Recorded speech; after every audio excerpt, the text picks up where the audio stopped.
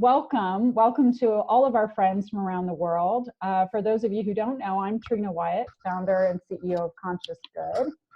And it's a little bit unusual today for our monthly Movie of the Month gathering, in that myself and Conscious Good had committed to our friends at the Brahma Kumari's Meditation Museum that we would join them and their friends and many other people around the world for a global silent minute. And this is happening around the world at 1 p.m. Pacific time, 4 p.m. Eastern time, and obviously around the world, so I can't go into all the time zones. But it's a beautiful synchronicity that we can do both the global silent minute together, and then let Mark take it away, and we'll be talking about Inception. So I just wanted to make sure that everyone who is joining us knows that this is a little irregular and why we're doing this. So as we wait for our minute to count down, let me just read what is said on the website. Amidst the challenges we face today, the Global Silent Minute is an opportunity to unite in thought, prayer, and meditation to create the future we imagine. The minute begins with the ringing of bells everywhere as together we enter into one silent minute, calling on humanity to fulfill its highest potential and greatest destiny, peace on earth. So for those of you who have bells and would like to start ringing, and then we'll go into our global silent minute.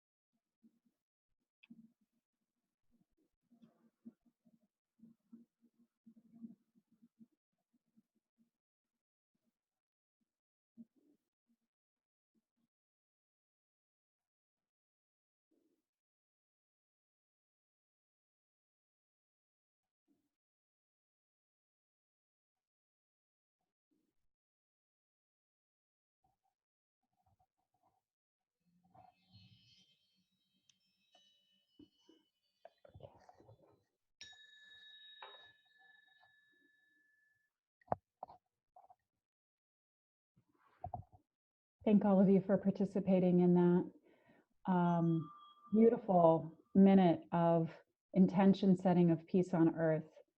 So thank you again, and I'm going to turn the microphone over to Mark to get started on our Movie of the Month conversation around Inception. Thank you, Trina. Welcome, everybody.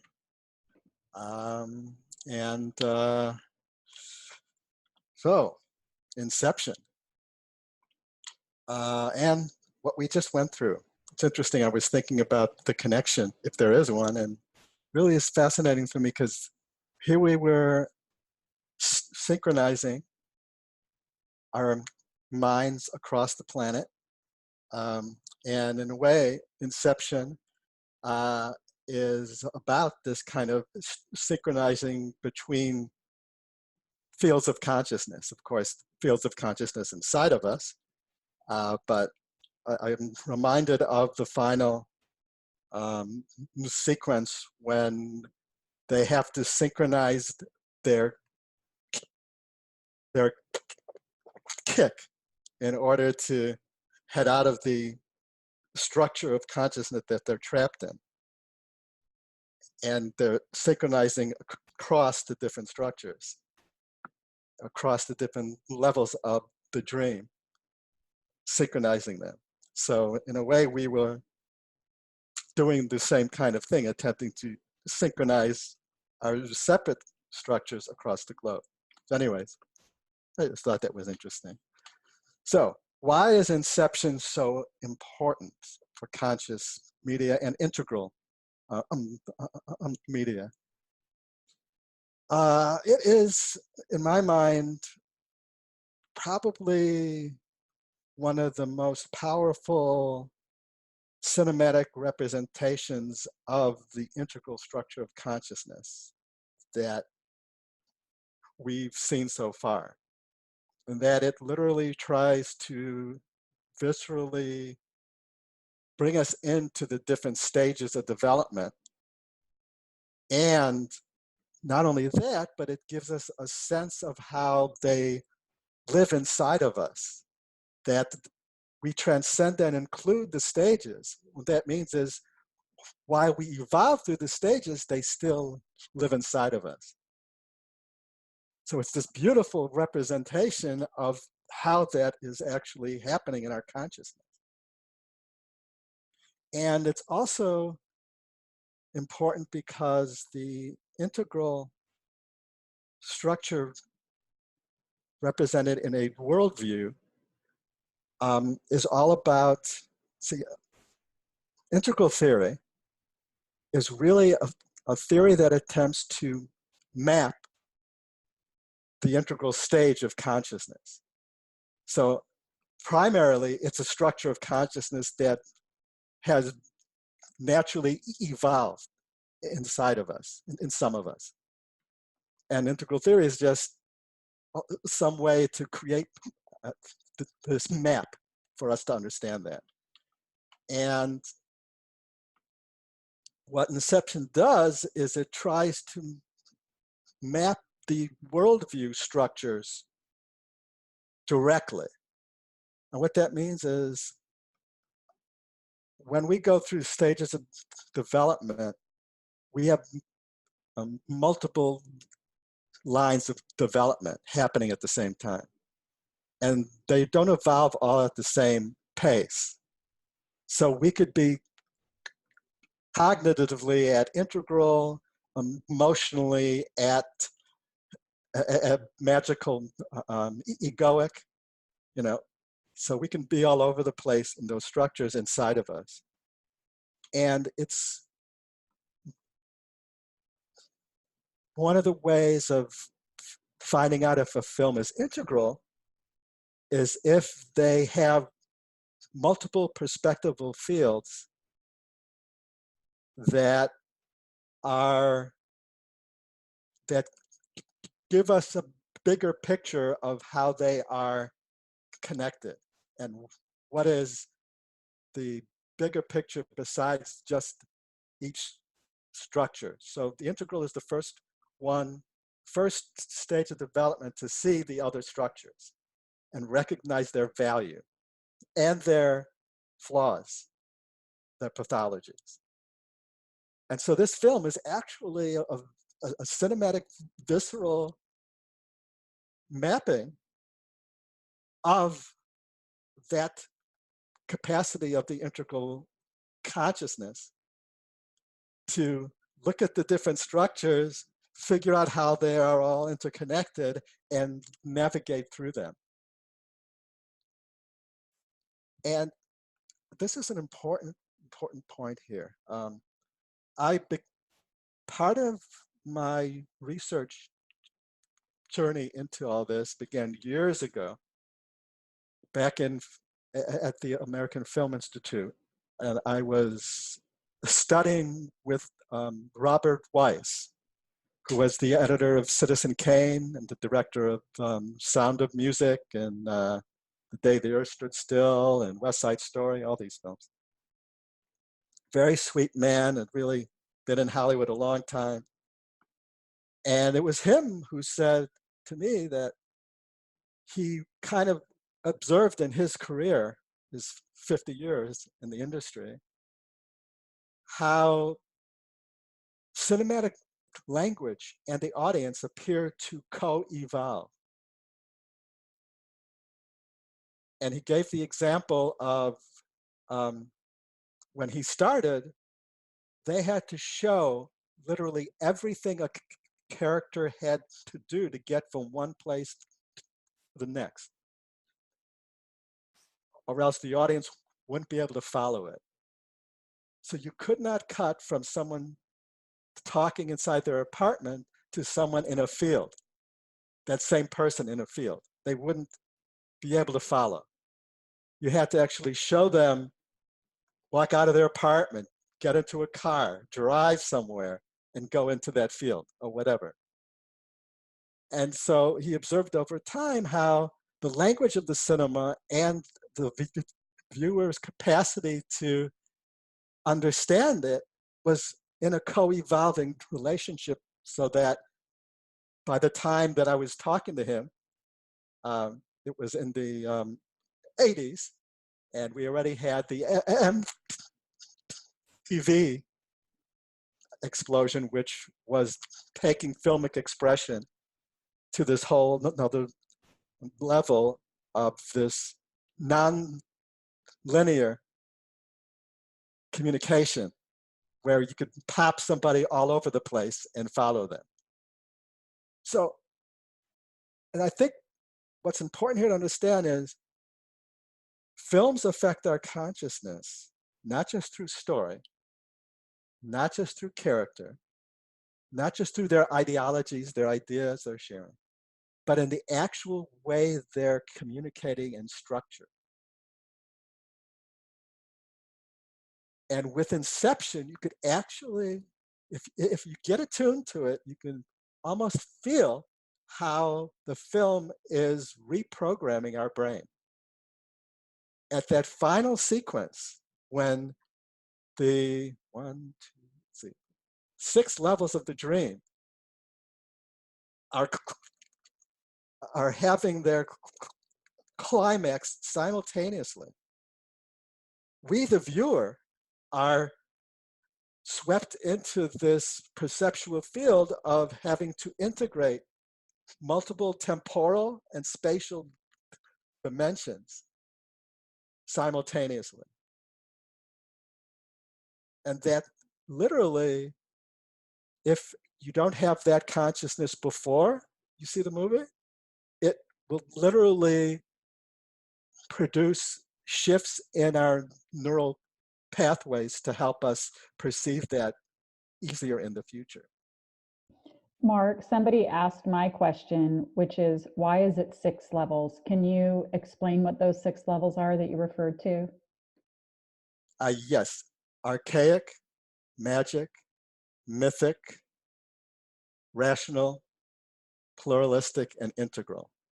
No, sorry. In Inception, the film, you said Yes. there were 6 stages in that last sequence. Yes. Okay. So each level of the dream represents one stage of development. The lower it goes, the farther back we're going in the structure of consciousness. So the lowest level of the dream, when he's lying on the beach, he has no idea what's going on. He's just like half unconscious, looks up and sees his kids in the opening. That is the archaic structure. The archaic structure has no sense of self yet. When we're born, we're in the archaic structure. We have no sense of separation of self and other and world. And it's more of a survival functioning state that's pre-egoic, pre-conscious almost. Then the next level of the dream from there is the magic level. And that's where the main character and his wife spent 50 years building worlds, creating their own reality. Magic, that's the magic realm. So he's capturing the magic structure of consciousness with the pure kind of idea of anything you can think of, it creates it. So that level is that structure when we first sense a separation between ourselves and the rest of reality. We still don't know enough to understand how everything works, so everything appears magical to us. A face appears in our visual field. It's like, oh, you know, like, we don't know yet where everything's coming from or what's the process, but it's all this amazing magical thing. Thunder and lightning. Yes. Magic. One of those. Magic. And so then the next level of the dream is the next level of consciousness, the mythic. And in the film, it's represented by the fortress, the snow fortress. Mythic, a fortress that has to be conquered. Yeah? It's the great quest. So that's the mythic structure of consciousness represented by that level of the dream. And then the next up level of the dream is the rational. And that's in the hotel. And of course, it's this maze of hallways. And the big challenge is kind of this logic puzzle to calculate how one of the characters can get everybody who he's kind of protecting to be able to experience the shift in the gravitational field, because right now they're floating. So it becomes this logic, rational experiment. Like he had to figure it out. That became, and so that's what that structure is about, is logic. And it's also connected with modern. And of course, the architecture is modern. When we look back at the fortress, that's a mythic architecture, castles and fortresses. And that's the traditional worldview. So then we go up to the top level of the dream, which is connected to the pluralistic. And there it is at the level of the subconscious, where our thoughts and feelings are personified as characters in that level. So when he's walking through the streets of Paris with his new architect, and he's explaining to her how everyone she sees is aspects of his own consciousness. And it's focused on at that level that he has no control over any of it, and it's all this multiple perspective field. So all of these different perspectives inside of his own head is interacting and swimming around and figuring things out. So it's this pluralistic kind of field of multiple thoughts and feelings. And then waking reality is the integral reality,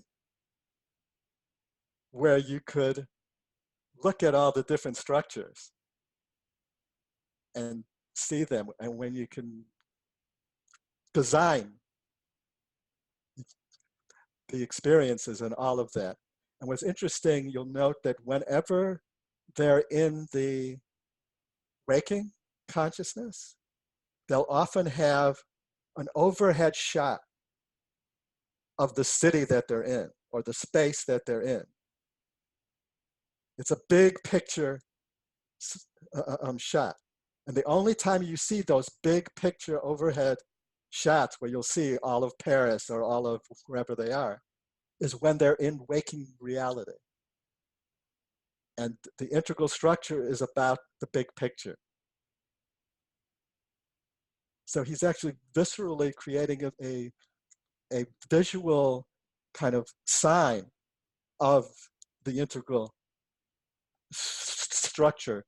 And that's connected to what we call witnessing consciousness. So the witness looks down from above at all the patterns and like sees, oh, look at the connections.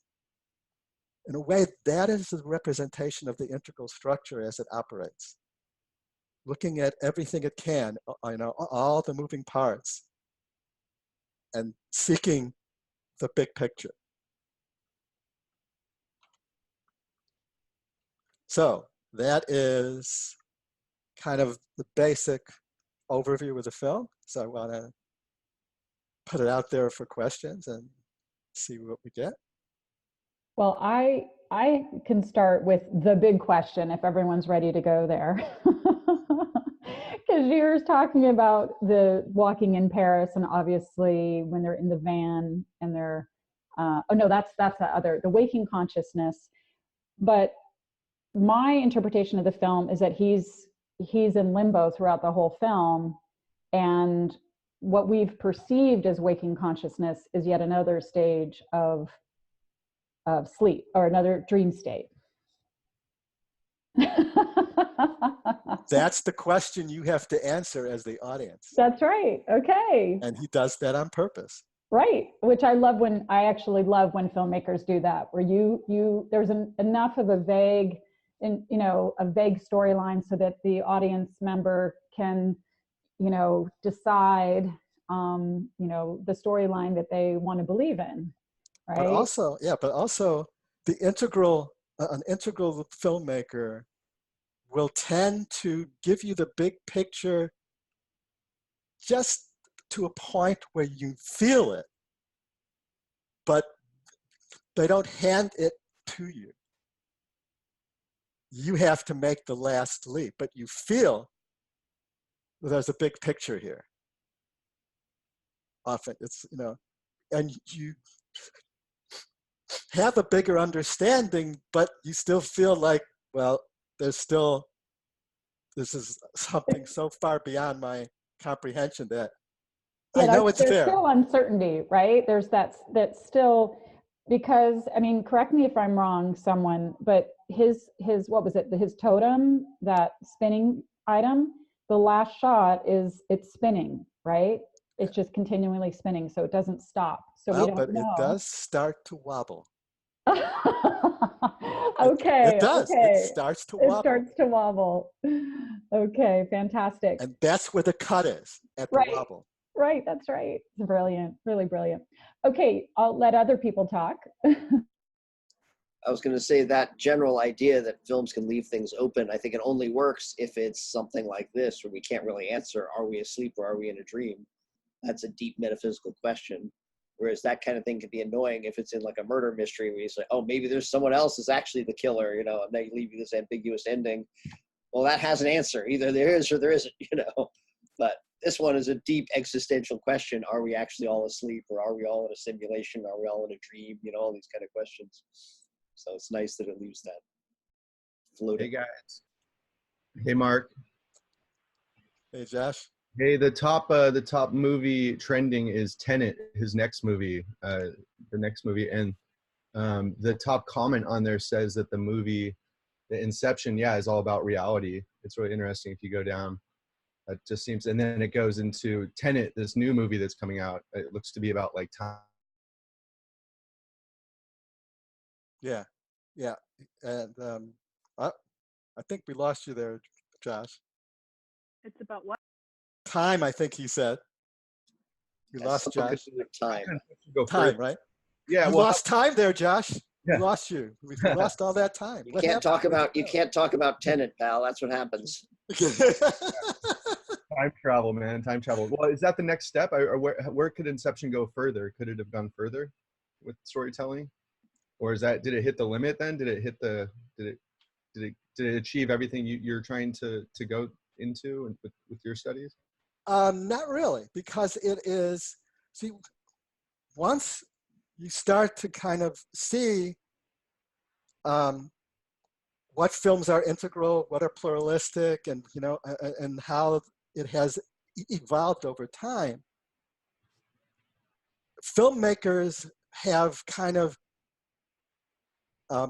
created works that have expanded the cinematic language for other filmmakers to go further. Sure. So Inception would not have been possible without The Sixth Sense and the Matrix before it. I see. And believe it or not, Black Panther would not have been possible without Inception. Because Inception Hold on, was... why is that? Say that. Yeah. Inception mapped the structures pretty much concretely, right? So we were like in the levels of the dream. So it was concretized. Wow. And that kind of created this advance in the language, so that the next advance would be the Black Panther, which is now how do we put that deep inside of a story that is under the surface but is still operating. So Black Panther is more advanced because it uses this kind of complex storytelling to communicate the structures in multiple streams, in multiple levels simultaneously. So, but before you can do that, you have to kind of like do it in a more simple, direct way. And then you could start weaving it inside of other things, if that makes sense. Absolutely. So this is all basically coming off of Bob Weiss's observation, and I found it to be absolutely true that how these films are communicating is one of their most powerful transformational aspects. They're literally training us how to think more complexly, more non-linearly over the evolution of the moving image. And one of the points you've made is that these films actually help to reprogram our brains. So there's a neural pathway issue with these films as we watch them. Yeah, when you look at the structures of consciousness in different aspects of our being. So in our subjective reality, we can look at the evolution of our circles of care and concern. Starting with the egoic, my circle is about me, and expanding out to me and my family, me and my tribe, me and my faith tradition, me and my country, me and my species, all sentient form. But those are like internal kind of like, what are my circles of care and concern? And those are easy to portray in a character if you understand it. Then there is more systemic external, which is fairly easy to show in a film too, which is what we saw in a film like Avatar, where they take the techno-economic stage of development and represent them as different cultural fields in a film. So you have tribal culture representing the mythic. You have the business people representing the rational. You have the military representing the mythic. So, you get this kind of easy way of mapping it. And so these are all very kind of upfront ways of doing it. And then with Inception, they did that for the worldview stages themselves. So now we've got the cultural worldview, the techno-economic systems all mapped out, and the circles of care and concern all mapped out cinematically. Like we've had films that have like explored that language for us, and we've downloaded that into our brains. And Inception is doing that for the, in a way, for the empirical objective dimension, which is every thought and feeling we have that repeats. Like if we repeat a thought, if we repeat a feeling, if we repeat an action over a certain amount of time, our brain literally rewires itself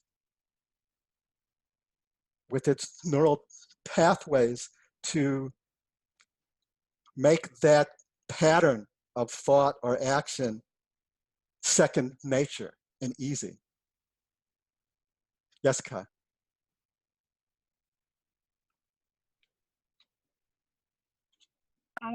I'm thinking the whole time about the time, and also the time in the different layers of Inception. So the deeper you go, the more time you have, or the longer it takes. So time expands the deeper you go.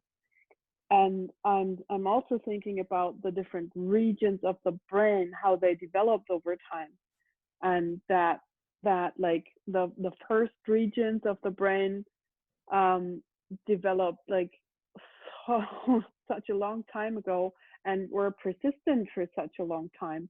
And while we're developing quicker into further states of development, the spans that the regions of the brain take to evolve become shorter. So the last thing that we have, the neurofrontal cortex, is actually the one that perceives time in the most short way, let's say. Okay, and I can I need to say something more, but I don't know what I'm going to say, because I'm just understanding it while thinking about it. And it's actually a bit dramatic, because, and there it comes back together with what I'm sorry, I forgot your name and I don't have my glasses, with what Trina just said. Because he who spent eternity in the limbo and manages to come out again will probably never be able to not be in all the times at the same time. Do you understand what I'm trying to say? Absolutely. It's like, and it's also the drama that we have, because what we have right now, because we have to act so quickly, but in the time where we have to act so quickly, we have to understand everything that happened through all the development that we collectively made, while we're actually not having the time to go there anymore. But this is so weird. So that would actually mean that if we start working on it, we have all the time in the world, which is kind of hopeful then as well. I think I have to cry. Oh my God. Do you understand what I'm talking about? Maybe this will help. This is such a treat, by the way, Ka. You've like made my month just going on this mental journey with you. Absolutely. You really absolutely. have. It's my magical superpower. Thank you, Ka. Okay, so this line of development we're talking about here, we're calling it the perceptual line. And this was first mapped by Gene Pipser.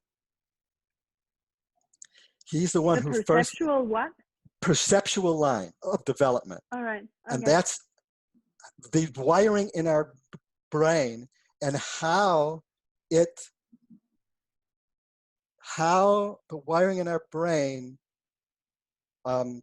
gives us the capacity of perceiving time and space. So Can you say that again?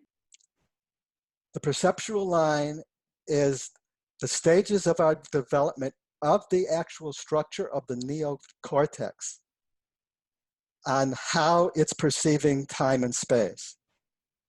So for example, when we're at the rational stage of development, our brain perceives 3 dimensions of space. This is where you have 3-dimensional, 3-point perspective comes in the history of art. This is, you could, and at the same time, it's focusing on space as objective, observable, physical space.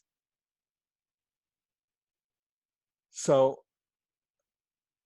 that is how the brain is wired at that time. And then as we evolve, we start thinking other thoughts, start to perceive other ways of seeing time and space. And that causes a shift in our neural pathways. This is a beautiful kind of moment here in our history. When Einstein published his theory of relativity, he cracked open the window between modern and postmodern, between the modern way of perceiving time and space, of this past, present, future, 3-dimensional space, objective, observable field, to relativity, the relative nature of time and space. And that took a long time for us to, and then as technologies emerged from these theories that were developed by minds at the leading edge, they spread out into the culture and society and helped us evolve. But what you were talking about in terms of the temporal structures between the stages and the way the film portrays it and its connection to this more existential question is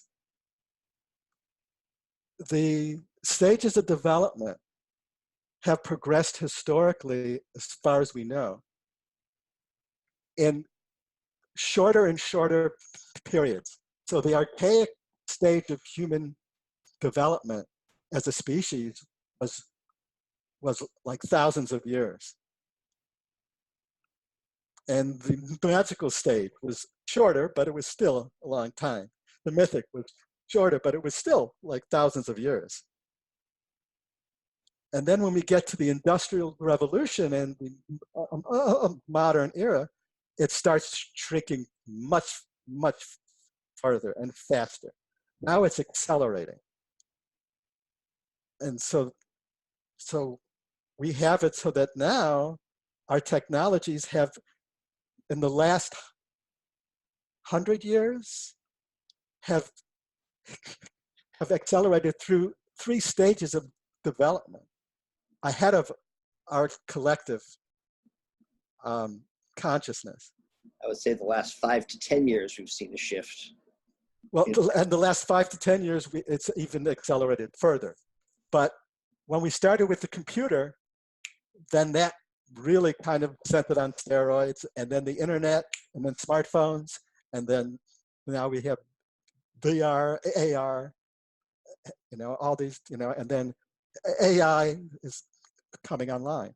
So, and all of these are, the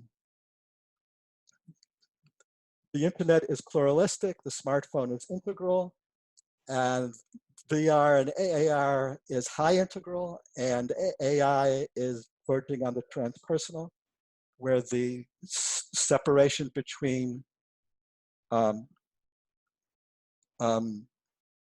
technology and humanity starts to be transcended.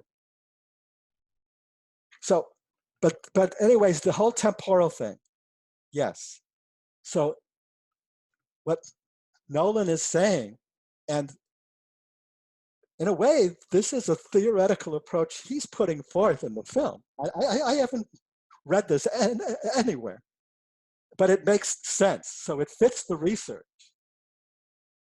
that our dreams are rooted in the stage of development that the memories that shape them were created at, and that the temporal structure of that reality is equal to the temporal structure of its evolution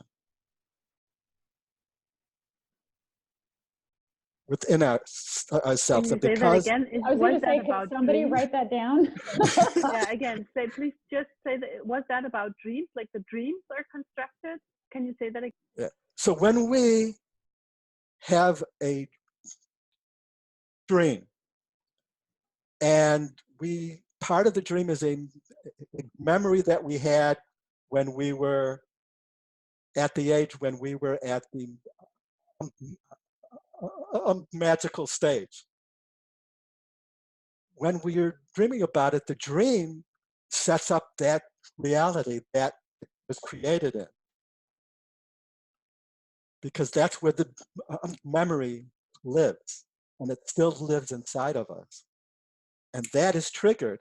And the temporal experience we have in that dream is similar to the temporal structure of that stage of development.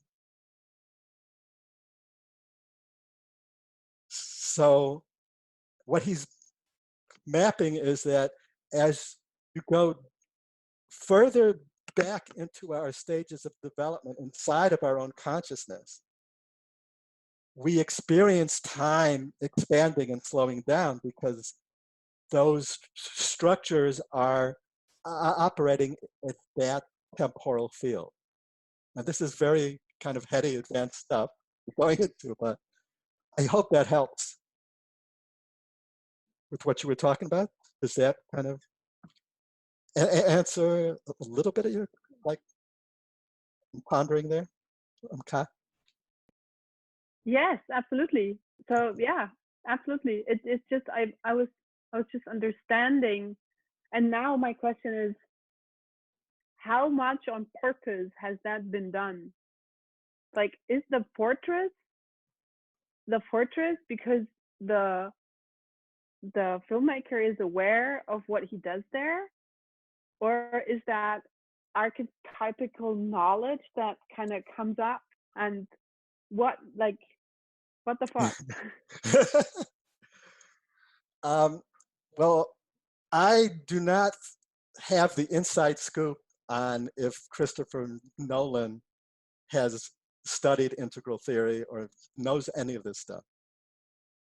But from what I could tell, because integral theory is really a theory that attempts to map a naturally evolving emerging structure of consciousness, then if you're at that integral structure, you could naturally create works like this because your mind is working that way because you've reached that stage. And what we're trying to do in our course is help you guys kind of start to reprogram your mind and your consciousness to operate at this level. My understanding is that Christopher Nolan is a Buddhist. Anyway, that was what I heard. I mean, you could be any faith tradition.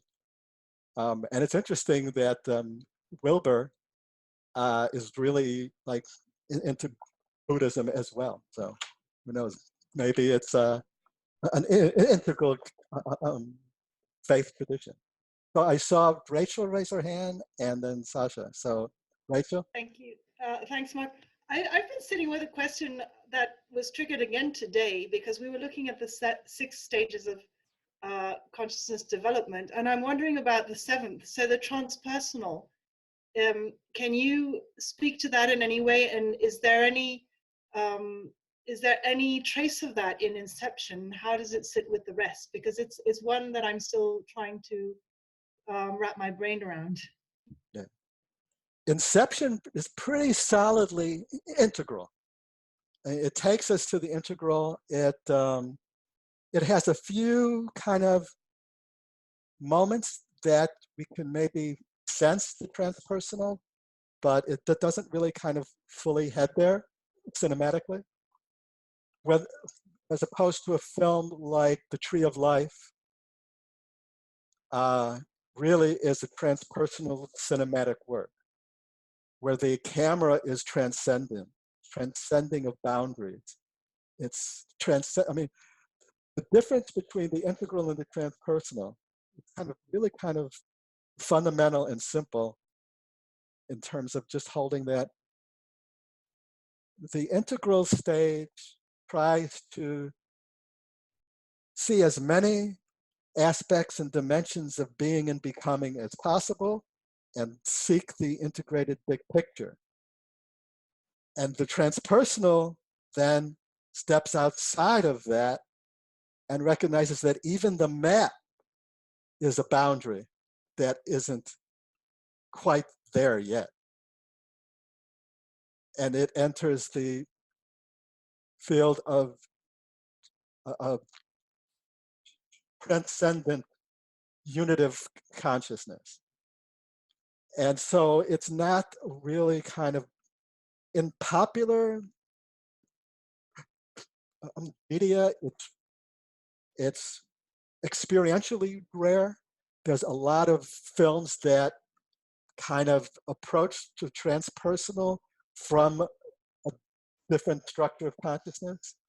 So, for example, a lot of spiritual cinema films are exploring the transpersonal dimension from a pluralistic perspective. Thank you. That gives me a slightly better grasp, and I suppose I should go see The Tree of Life to better understand. But would it be right to say that the transpersonal actually also integrates integral on everything beneath it? Yeah. In the same way that, yeah. Yeah, basically the integral is kind of the witness consciousness. And if in the mapping and integral theory in this area, we go from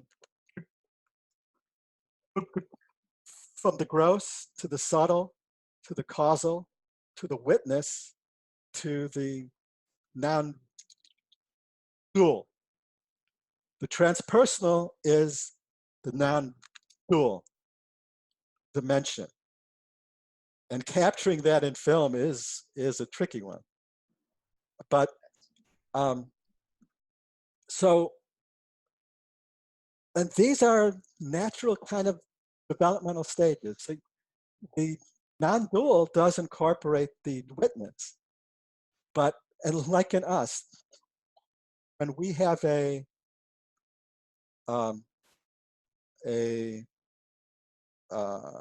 higher altered state experience. Let's say we have a transcendent transpersonal experience. We could have an experience of the witness, which is we feel like ourselves and our life and our existence, and we're seeing it all as one, but we still have a sense of a self observing it. That's the witness. So while our self is kind of transparent, we're seeing the connectedness at the witness stage. we haven't transcended that last layer of separateness. But when we go into the transpersonal, that last thin layer of sense of separateness is gone. And unlike the archaic level, which was oneness that's unconscious of everything, this is a fully conscious oneness. So capturing that in film is a challenge. Some filmmakers have played with it on trying to create a transcendental experience in and of itself. So I hope that answered. And Thank you. Yes, thank you. Thank you. let's see, we have Sasha and Trina wanted to talk to you. So let's, okay, Sasha. You're muted. There you go. Unmuted. Unmuted. Can you hear me? You're Yes. good. Well, I was going to say what you spoke about, the transpersonal. I believe the Buddha's teachings. I've studied it with some depth into the teachings of the Buddha, and one of the core teachings of Buddhism. And I don't think Buddhism can be understood without dependent origination, which is stated in the Heart Sutra as form is emptiness and emptiness is form. It is, to me, one of the great beguiling teachings of the Buddha, because as soon as you grasp it, it slips out of your hand. And I think maybe that's what you're talking about, the transpersonal. And I think this is the state he reached in meditation, I'm assuming. So I wanted to just comment on that. And perhaps Nolan and his study in Buddhism, because when you go deeply into dependent origination, I think you reach this transpersonal state, I'm assuming. Yeah, yeah. And in Buddhism, the term suchness, yes, is connected to all this. Yes. So I had a specific question for you in terms of where we are as a society. I know that artists are often harbingers of what's, in the ethos and what's to come, a little ahead of the game. But as a society, it seems like there is an evolution, but it's constantly, for example, this whole technological evolution has been, it seems like modern capitalism seems to, like this monster, subsume anything that comes in its direction. All wisdom is subsumed into commerce, and it continues, it seems to me, at an accelerated pace right now, where everything is being subsumed by this monster that is modern capitalism. I don't know how else to put it, where it's extraction and devouring. Do you see, and it seems like humanity needs to come to a tipping point where this needs to shift. Well, I think we all know this, everyone on this call at least, that this structure must end because it's now damaging the ecosystem to such a degree that it's coming back. How do you see these trends? Since you're speaking about consciousness and evolution, where do you see this trend going? Thank you. Yeah, sure. Well, first of all, this trend is apparent in actually the evolution of the moving image as well. So, and Inception is part of that evolutionary trajectory. Our media is heading into the integral pretty solidly. So films, starting in 1999 with Sixth Sense and Inception, there was an acceleration of integral structures in media, increasingly. And this has accelerated, but then the technologies are edging past that. Same time, in my research, what I've been doing is mapping the coevolution between the moving image, consciousness, culture, and society.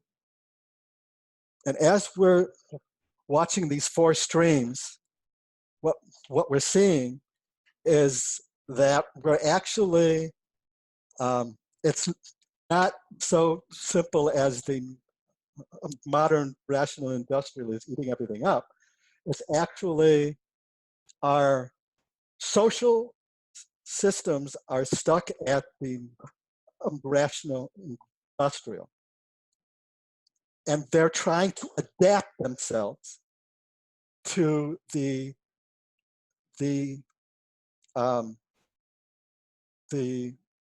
reality that these advanced technologies are bringing online. So but it's actually ending up not being able to handle them correctly, and it's becoming pathological because it's outside of its capacity. But at the same time, the powers that control the people in charge of that social system are at war in their consciousness between mythic, traditional, centrist, rational, and pluralistic, progressive. And all three are exhibiting pathological structures. So we have basically multiple streams in our civilization kind of deconstructing because our technologies are so far ahead of everything. And with each technology that comes online, there are incredible innovations and things that really help us, but everything has a side effect. And if we're not operating at the consciousness that created these technologies, we are lacking in our capacity to handle those side effects healthily.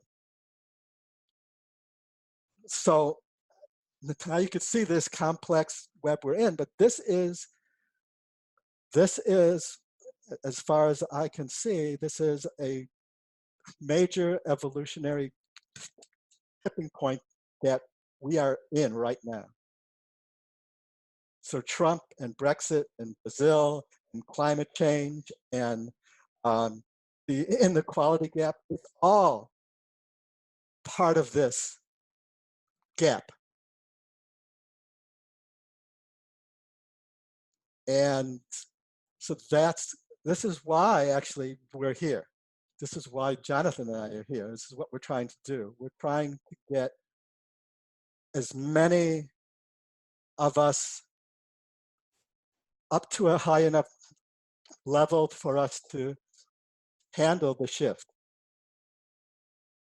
to help others with the shift. And the best way to do that on scale is through media.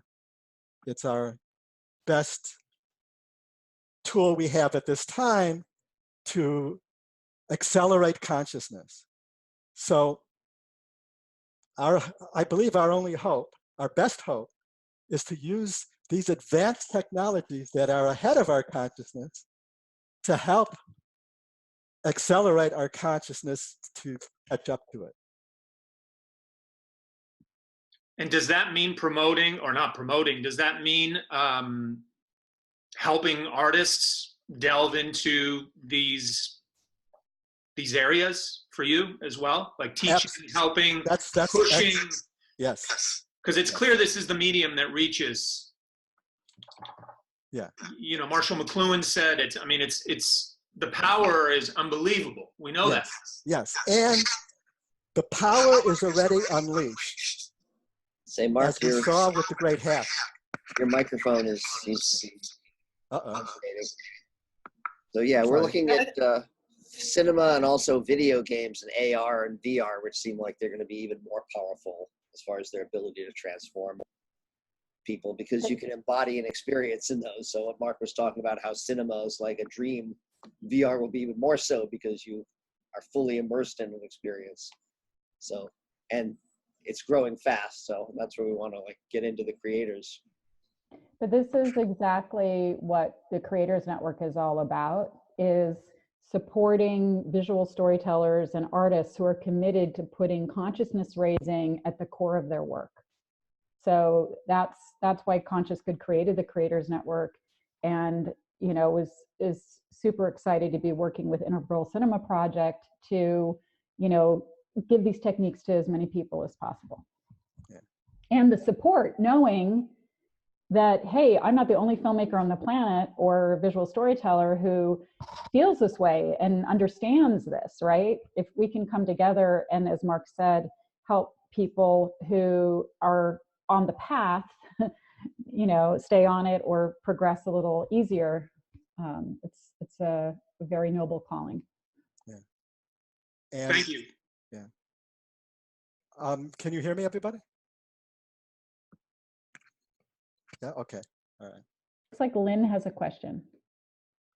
Yes, Lynn? Hi, Mark. I remember from another class, you said that it's really important to remember that you can't expect anyone to understand anything other than at the level of their own development. And so if we're trying to expand the group who are moving along, how do we deal with that? The key is meet people where they're at. Yeah. You have to start where people are at. Yes. And a great example of that is the Game of Thrones, which we talked about earlier 2 months ago, Mm-hmm. where they take us deep into the mythic structure. Really like way in. And then they have us in the mythic structure, and then they start to deconstruct it.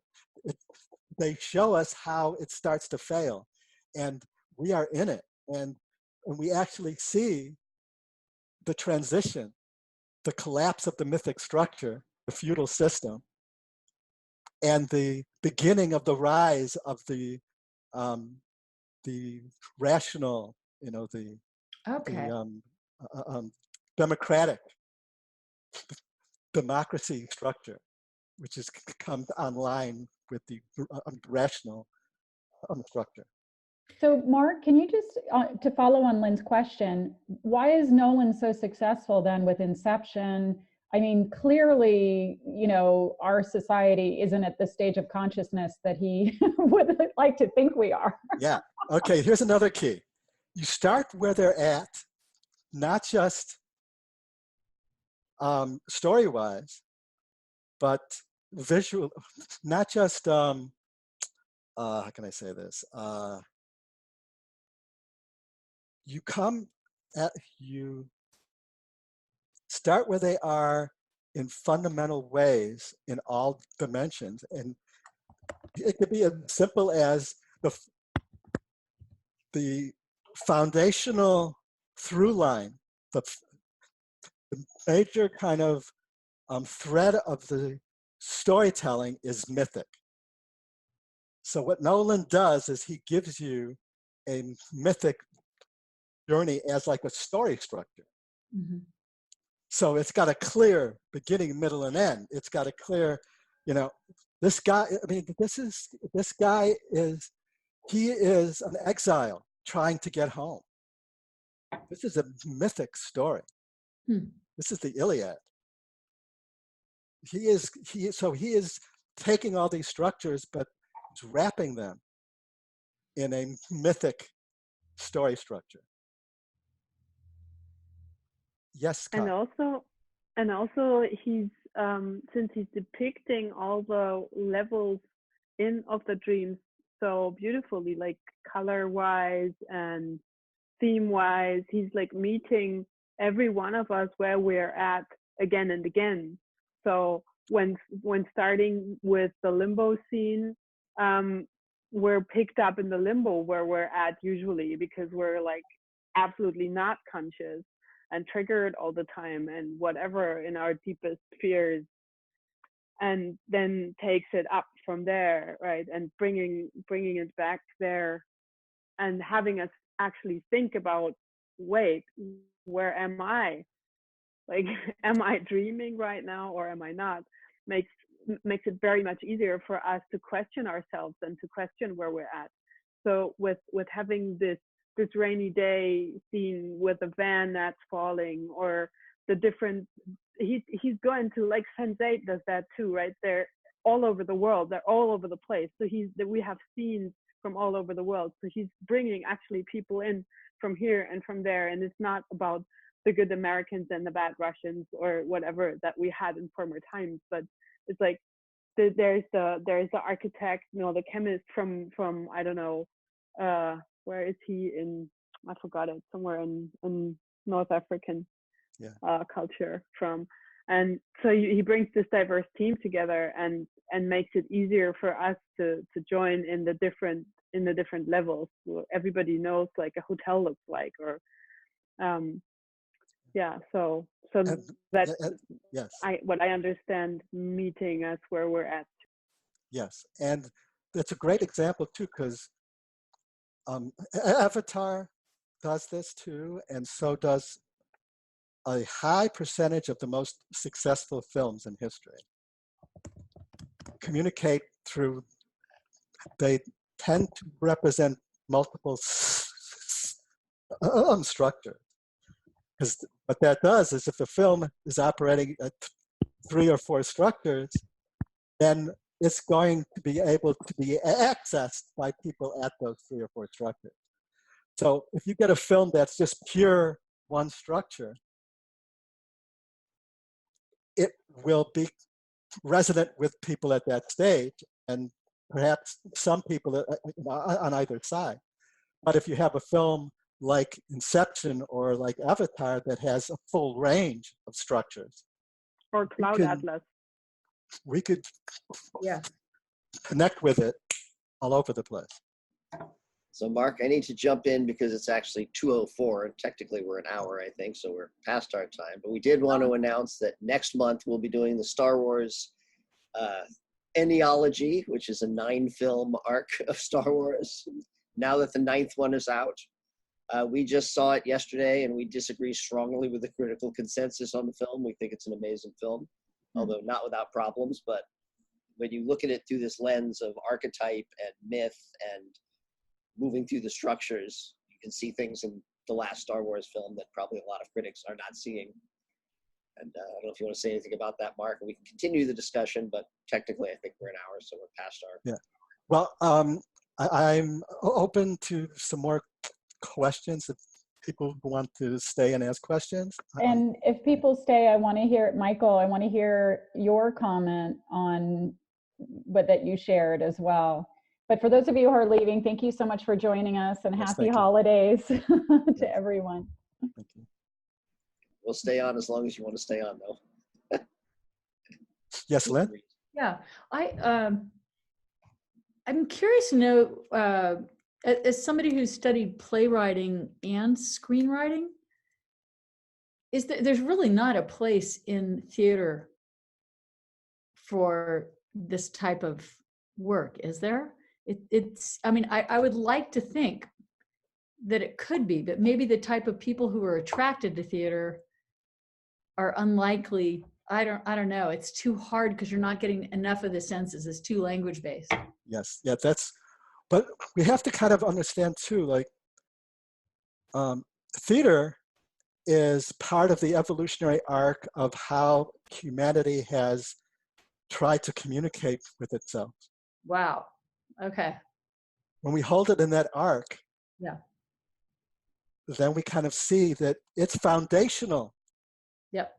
to what we're doing, but it can't go to where the moving image can go. But the moving image is going where it's going because of the groundwork that theater had laid in our evolving capacity to try to communicate with each other. And if you look at how our modes of communication have evolved, you see that it is evolving towards more and more complexity and more approaching lived experience in terms of how it impacts us. So we begin with cave art. So that there's drawings. I mean, before we could even speak, we drew, Mm-hmm. you know.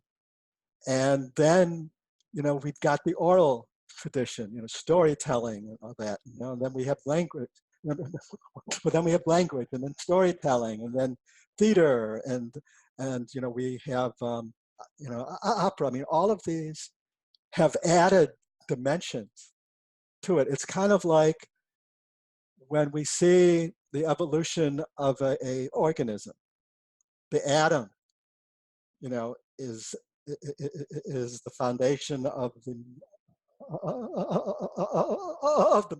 molecules, and the molecules foundation of the cell, and the cell is foundation of the organism, but they each kind of helps and builds off each other. So the theater has a lot of great things, but it can't do some of the things that the moving image can. Mm-hmm. Yes, Sasha. I was just going to mention in terms of theater, what came to mind for me, someone who studied theater as well. I believe that Samuel Beckett was ahead of his time Mm-hmm. with Waiting for Godot, Krapp's Last Tape, Footfalls. I think theater, to me, must go into surrealism to capture what you're speaking about. But he did it also, I think he attempted it, you know, his first works are not well known. There are 3 novels, the Malloy novels, and they're so out there, the Malloy novels, they're unreadable, Samuel Beckett. And I think he captured in Waiting for Godot what he tried to do in a novel with the Malloy novels. Interesting. What's that? That's very interesting. Sorry. Yeah, so I think he, in his own way, in Waiting for Godot, captured, I don't know if he reached that, what we're able to do with media and screens, but certainly in that surrealistic element, approaches it. What do you think, Mark? Oh yeah, absolutely. And I think there's a lot. Uh-oh. I think my sound is screwing up again. Yes. No, you're good. Okay. All right. Also, we have to understand that what we're experiencing is the evolution of hybridization of forms as well. So, you know, I'm sure we're going to be seeing theater taking place in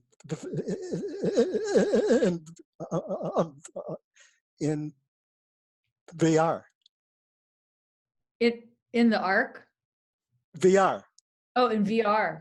Yes. Like we could take a play and stage it in VR and mix it with special effects, and you could actually kind of combine theater with film viscerally. Well, so this is a really good conversation for me to hear, because I think I would always hope that there would be a way to figure out a way that is so iterative and replicable and low tech that theater could help grow consciousness. But maybe that's just not possible. Oh, it is possible, but it has to be hybrid theater. Multimedia. Multimedia. I mean, yeah, actually, there's a wonderful director from France. We're getting echo again from you. Oh, and from me too, I guess. Oh, I think it's when Sasha unmutes. Sorry. Yes. that's the constant I'm seeing. Yeah. So Sasha, unless you're talking, stay muted. Cool. All right. So where was I? Oh yeah. So this director, I forgot his name. I could look him up, but he's experimenting with opera on a stage, and he's creating the worlds around it through computer-generated projections and mixing realities, so that on stage you actually get the traditional theater happening, but you get these moving images and sounds that are actually interacting with the performances, with the actual story. And once you get to that kind of multi-sensory, transcendent kind of experience happening, yes, you can. But it would require expanding the sensory field. Okay, thank you. That reminds me of Bill Viola's work. One of those exhibits that we saw, incredible. The one with the four, you're in the room and the four different films going at the same time. Incredible. Yeah. Yeah, the other thing Anybody with else? theater without something like VR, it can't scale. It can only affect consciousness of the people who are in the theater, whereas cinema, because it scales, is just can have mass effects, and certainly games and VR games and that. Because of the deal, yeah. Sasha, yes. I just wanted to, I guess it's a question for everyone to take in, and it's something that came to mind is I think we have to be careful, I would say, or watch that we don't consider media as long form film content. When someone like I forgot her name, she's talking about theater.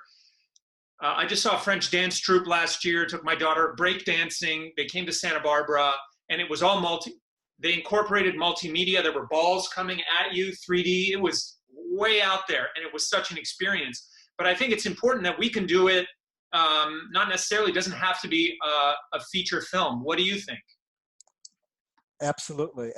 Actually, now what we're seeing is multiple forms: long form, short form, transmedia storytelling, where you're creating a story world across platforms. It's evolving as we're evolving. Yes, Yeah. yes, it like is. You said earlier. The technologies are evolving, the expressions are evolving. So it's actually quite inspiring to me and beautiful. I've seen a lot of 2-minute YouTube videos that have very powerful transformative potential. The ones that suddenly end up with a bazillion hits, and obviously they resonate with people. You know, like the one, The Power of Not Giving Up, the little girl jumping on a stool, you know, over and over until she finally makes the jump, and her father is like, yeah, you know. And I have to say, I just want to say finally, for me, it's like, when I first saw Inception, I saw it at an old movie palace that had been renovated. So I'm sitting in this old, you know, like classic theater with incredibly high-tech seats and digital projection and surround sound, this hybrid environment. And I'm watching this film, and I'm aware that this film is like a big hit and full audience, and at the end of it, the audience like applauds. And this is in the Midwest. And it hit me there like, wow, there's millions of people on the planet looking at this film and understanding it and going with it and being touched by it. That's just, I mean, there's a lot of power there, you know, and that we could reach a lot of people. And it's not just about just convincing people of an idea, planting the inception seed. It's about how we think as well, how we perceive ourselves in the world, that we could help evolve.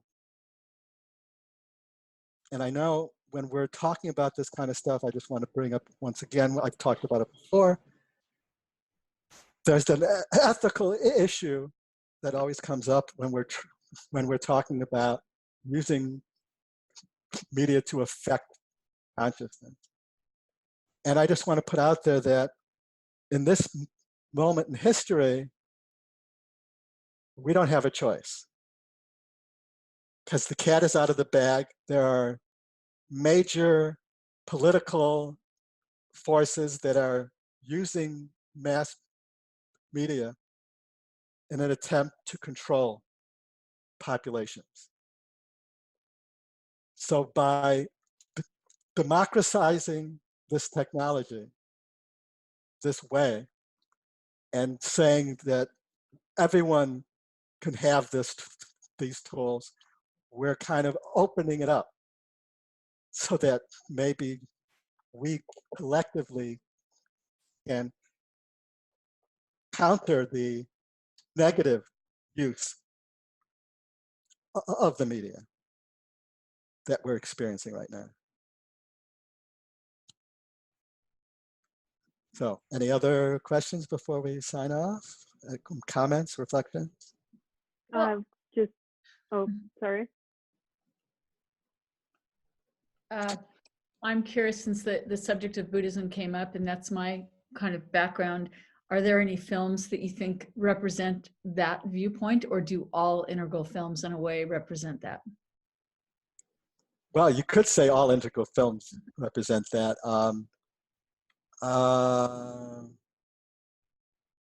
Integral films will tend to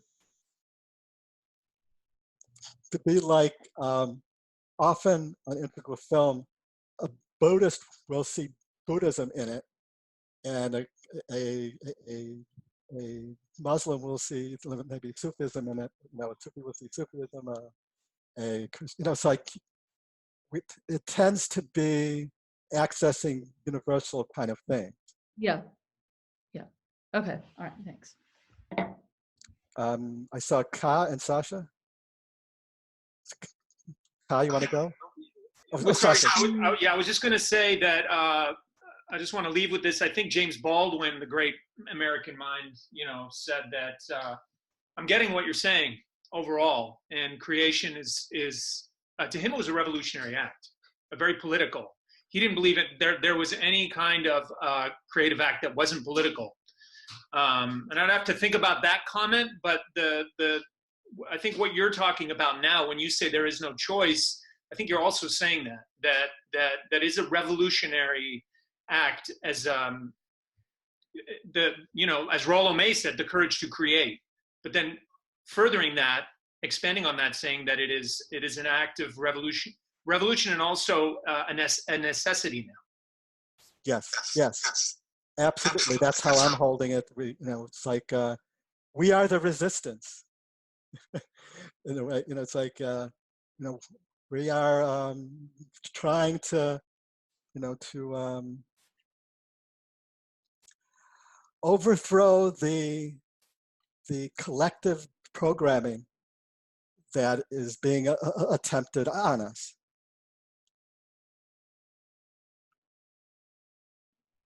Ka? I've got three things. I'm very thankful because I understood a lot again while we had this call, and I understood that my project that I'm doing in the course is actually about the evolution of youth, and that's cool. So I'll bring that into my project. And then I was just quickly about the last comment that you did, that we're the resistance. I said to my kids a few days ago that I've been working all day and they were just playing, and they were just like playing iPad, and why should I don't know what they wanted. Why should I do something for them now? Because I was working, and they looked at me because they were playing Star Wars on the iPad. And they looked at me and said, "We were working. We were fighting the Empire." I was like, "All right, I love it. You got me." I love it. I was gonna say, Paul Gauguin said, "All art is either revolution or imitation." Yeah. Plagiarism Art, or revolution, you said. the true art is revolutionary. Yep. I was going to say too, just with going with something Josh had asked earlier, that question about where to go from Inception, like is that the highest point? And in fact, a lot of people have a critique of Nolan, which is that he's a little bit too like a puzzle box. He's sort of very thought out, and some people don't find him as heart-filled as other filmmakers. And so certainly that's not the last word in integral cinema. That's just a really beautiful example of doing that. But we're seeing incredible works, and we're seeing even also works that aren't fantastical, but actually ground their integral structuring into the here and now. A lot of the African-American filmmakers that Mark and I have looked at and talked about that are doing things like Ryan Coogler, not only in Black Panther, but even movies like Fruitvale Station and Creed, are looking at different ways that the patterns of being Black in America affect them individually and socially and culturally, and their behavior and the systems. When you look at all those things together, you're creating more integral works, or you're moving in that direction of unpacking things in a deeper way. Okay, Michael, do we get to hear from you? You're muted. You have to unmute yourself, Michael.